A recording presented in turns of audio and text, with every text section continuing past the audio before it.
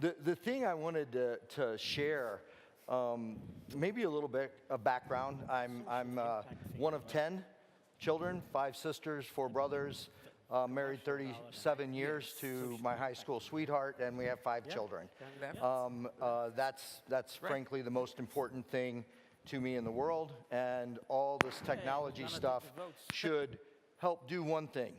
I've had the opportunity to serve as the Global Chief Technology Officer for British Telecom, to serve as the Global Chief Technology Officer for this little electronics company out here called Huawei. And I've served in the World Economic Forum, chairing the Technology Pioneer Program for about 5 years.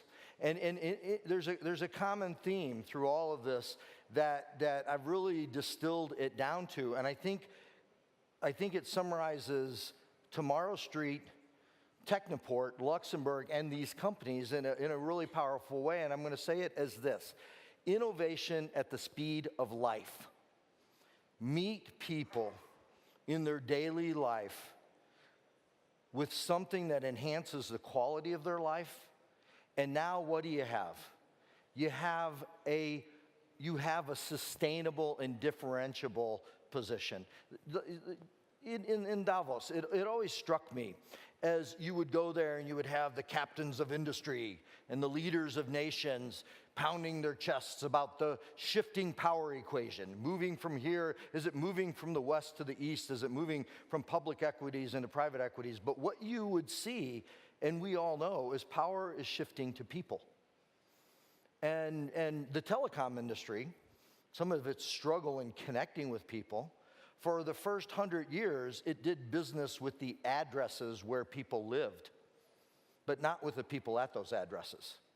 And so what you see is this really hard to make transition to driving innovation at the speed of life, meeting people in a way that enhances the quality of life or the success of their business. I'm gonna punctuate something. My son I'll just say he's studying to become a priest, and he does this crazy thing. It's easy for me to love people that love me, but this crazy knucklehead 20-year-old loves people who don't love him.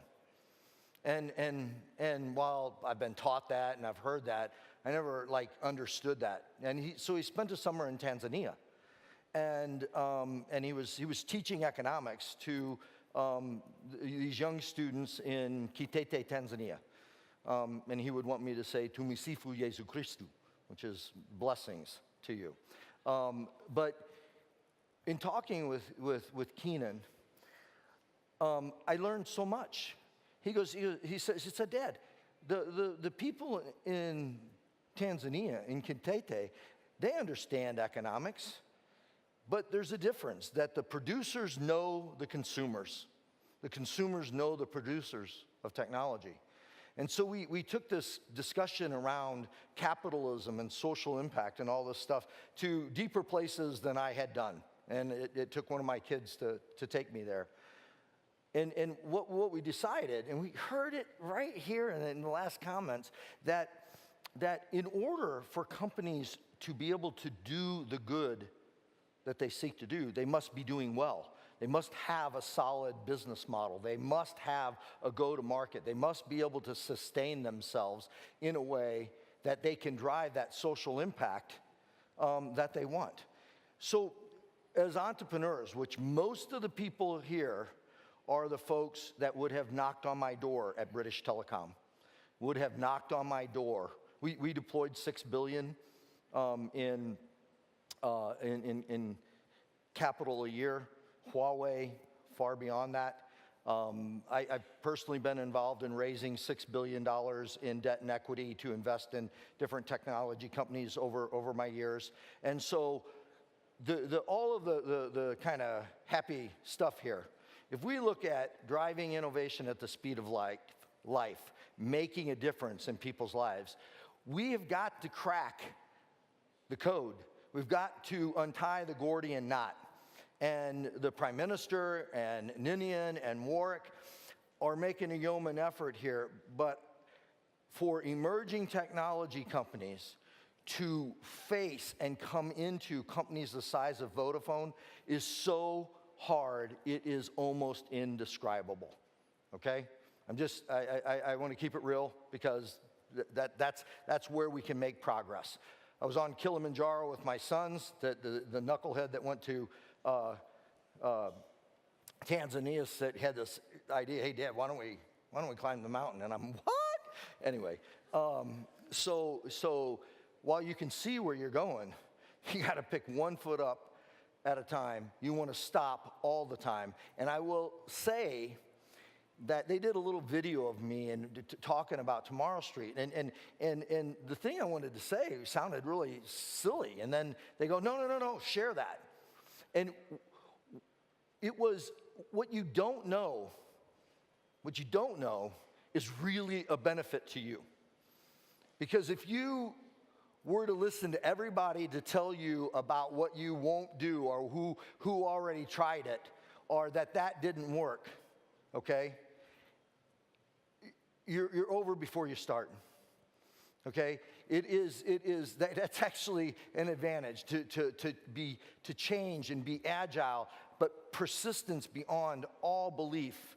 When we were going up the mountain, okay, I wanted to quit so many times.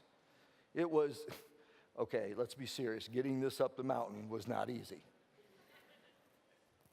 But it taught me so much as I come to the Arch Summit and I meet with the leaders of Vodafone. By the way, I think they're probably further along than a lot of companies in their aspiration to really untie this Gordian knot. But it is going to require some real change. Because the forces that move companies like Vodafone forward, okay, run countervail to working with small emerging companies.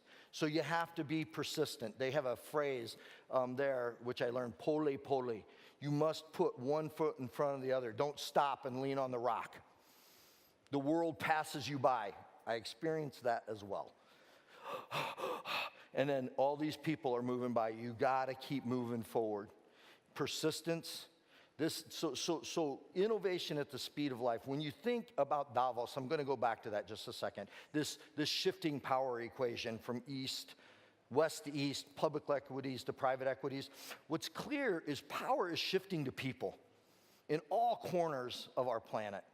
And when this power shifts to people, if we do something that matters to them, whether it is the people in their daily lives or in their professional lives or in the businesses we touch, if we do something that matters to them, that enhances the quality of life, take the travel platform that we saw.